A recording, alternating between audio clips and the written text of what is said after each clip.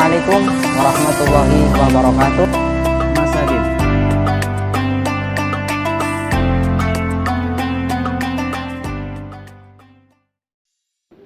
Ini sia-sia.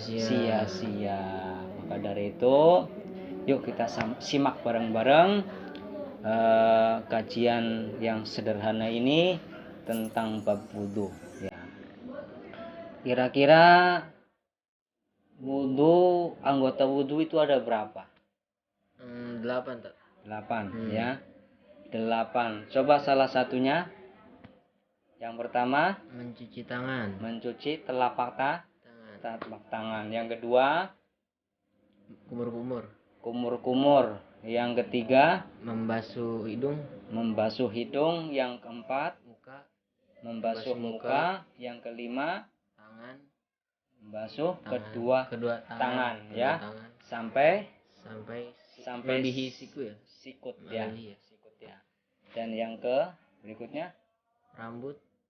bukan rambut ya. Jadi sebagian kepala. Apa ya ini? Jadi sebagian kepala. Jadi yang tumbuhnya rambut ini. Jadi bukan jidat. Kalau di sini jidat. Tadi tumbuhnya rambut ini ya. Yang wajib kita basuh. Dan yang ketujuh ya. Yang keenam yaitu adalah membasuh kedua telinga kita. Jadi membasuh kedua telinga kita pun ada bukan hanya sekedar membasuh, tapi ada caranya. Ya, ada triknya, ada cara, dan caranya satu ini dimasukin dan ibu jari ini putar saat. Nah, jadi masukin. Tapi saya mau nanya, lebih baik itu kedua-duanya berlangsungan atau satu-satu? Yang dianjurkan itu adalah mendahulukan yang kanan terlebih dahulu ya, mendahulukan yang kanan dulu biar tertib ya, dan yang kedua sebelah kiri ya. Dan yang berikutnya yaitu adalah kaki ya. Jadi membasuh kaki itu yang diwajibkan itu sampai atas mata kaki, atas mata kaki. Jadi semuanya itu ada 8. Yang pertama adalah membasuh kedua telapak tangan, yang kedua kumur-kumur, yang ketiga menghisap air ke hidung ya. Yang keempat membasuh muka, yang kelima membasuh kedua tangan kita sampai sikut. Terus yang keenam ya, membasuh sebagian kepala kita, tumbuhnya rambut ya kan. Berikutnya yaitu adalah membasuh kedua telinga kita, dan yang terakhir adalah membasuh kedua kaki kita ya. Dan yang ke-8 itu dibagi menjadi dua ya. Ada yang wajib dan ada yang sunnah ya. Yang wajib itu yang jadi 8 itu dibagi menjadi 2, yang 4 itu wajib, yang 4 itu sunnah. Dan ada pun yang sunnah, yang pertama yaitu adalah membasuh kedua telapak tangan kita, dan yang kedua kumur-kumur, yang ketiga menghisap air dari hidung, dan yang keempat yaitu adalah membasuh kedua telinga. Itu yang sunnah ya. Dan yang wajibnya itu yang pertama yaitu adalah membasuh muka, dan yang kedua kedua tangan kita, dan yang ketiga yaitu adalah membasuh sebagian tumbuhnya rambut, dan yang keempat yaitu adalah kedua kaki kita. Dan setelah itu pun kita harus berdoa ya. Setelah kita wudhu kita harus berdoa. Karena apa? Karena doa'u silahul mu'minin ya. Doa itu adalah senjatanya umat muslim ya. Kita semuanya adalah senjatanya doa. Kira-kira hafal nggak sampean? Alhamdulillah hafal. Coba. Bismillahirrahmanirrahim. asyhadu an la ilaha illallah wa asyhadu anna muhammadar rasulullah. Allahumma ja'alni minat tawwabina waj'alni minal mutatahhirin waj'alni min ibadikas sholihin. Maknanya apa enggak? Oh, saya kurang paham ya. Boleh jelasin? Ya. Asyhadu alla ilaha illallah wa asyhadu anna muhammadan abduhu wa rasulullah. Jelas itu adalah syahadat, 2 kalimat syahadat yang bersaksi bahwa tidak Tuhan selain Allah, dan kita bersaksi bahwa Nabi Muhammad adalah utusan Allah. Allahumma ja'alni minat tawabina, ya Allah ya Tuhan kami, jadikanlah kami orang-orang yang bertaubat. Waj'alni minal mutatahhirin, dan jadikanlah kami orang-orang yang bersuci, ya. Waj'alni min ibadika sholihin, dan jadikanlah kami orang-orang yang soleh, ya. Setelah itu pun ada tambahan-tambahan doa-doa lagi, ya. Dianjurkan lagi, yaitu adalah baca subhanakallahumma wa bihamdika asyhadu alla ilaha illa anta astaghfiruka wa atubu ilaik. Dan setelah itu pula pun ada tambahan lagi, ya, dengan membaca surat Al-Qadar, inna anzalnahu fi lailatul qadar, ya, sampai ila akhir ayat sebanyak 3 kali.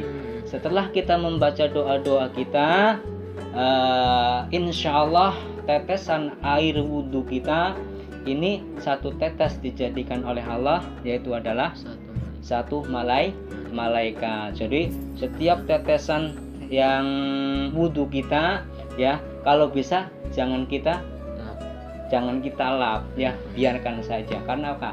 Akan menjadi malaikat. Ada yang ditanyakan? Tapi ngomong-ngomong, ya, zaman sekarang kan apalagi anak muda, ya, kurang paham sih sama kayak apa sih yang bisa membatalkan wudhu. Oh, saya boleh bertanya, ya. Kalau anak muda zaman now, ya, zaman sekarang, ya, tentunya insya Allah banyak yang paham, juga banyak yang enggak, ya. Jadi yang membatalkan wudhu, ya, di dalam kitab Sulamun Topik ini, ya, faslun utawi iki ini apa? Pasal suwijing ibaratnya pasal wayang kudul wudhu, ya, sesuatu yang merusak, sesuatu yang membatalkan wudhu, ma kharaja min sabilaini, ya, sesuatu yang keluar dari kemaluan, ya, dari kemaluan kita, baik dari kemaluan depan maupun bawah. Jadi yang keluar dari lubang depan maupun belakang ini membatalkan wudhu, ya. Khairil mani, ya, selain daripada mani. Kalau keluarnya mani ini, ya, tidak diwajibkan wudhu, tapi diwajibkan membersihkan, yaitu adalah mandi jinabah, ya. Itu jadi yang pertama, yaitu adalah sesuatu yang keluar dari kedua lubang kita, baik lubang yang depan maupun lubang yang kecil, ya. Contohnya kentut, ya. Pokoknya apapun yang keluar dari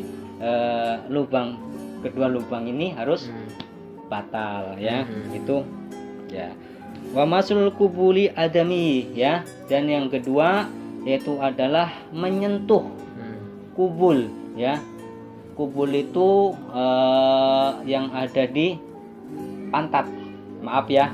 Ini bukan masalah jorok, karena ini adalah fikih. Jadi sesuatu yang berkaitan dengan ilmu harus kita jelaskan, ya, walaupun tidak salah paham, ya. Jadi yang namanya kubur itu yang biasanya itu kalau keluar itu apa namanya, itu pokoknya lah harus jangan sampai kita sentuh. Kalau kita sentuh membatalkan, ya.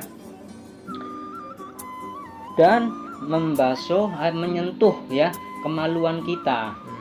Kemaluan kita tentunya dengan telapak tangan ini ya. Tapi kalau nyentuhnya ini enggak ya. Berarti misalkan kita atau gantung Iya. gitu gini nggak apa-apa ya. Iya. Dan yang selanjutnya yaitu adalah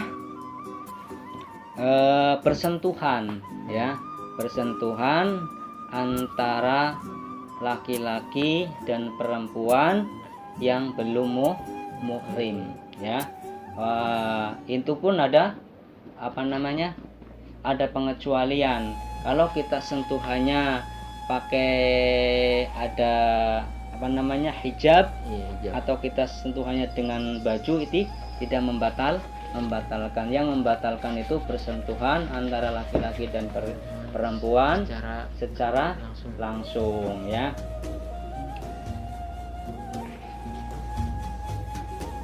Wa zawalul akli ya, dan hilang akal ya. Hilang akal dalam artian pingsan. Kalau ini punya ayan ya kan. Istilah orang Jawa itu semaput ya, itu membatalkan puasa.